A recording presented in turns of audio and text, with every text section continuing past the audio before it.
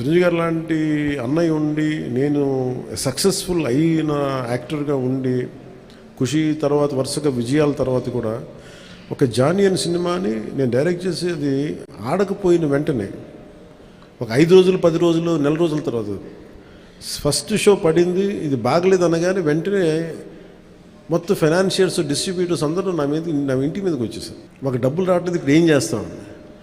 నా క్వశ్చన్ ఏముందంటే, మీకు డబ్బులు ఇచ్చినప్పుడు నాకు ఎప్పుడు ఎక్స్ట్రా ఇవ్వలేదు కదా, ఇప్పుడు డబ్బులు పోయినప్పుడు అది ఉండదు అక్కడ. సో నేను దాన్ని కంప్లైంట్ చేయట్లేదు. అంటే నాకు ఏమనిపించిందంటే, ఫస్ట్ టైము నాకు చాలా ఒక కాలంలో చెప్తున్న అన్ని బంధాలు ఆర్థిక బంధాలు నాకు అది గుర్తొచ్చింది.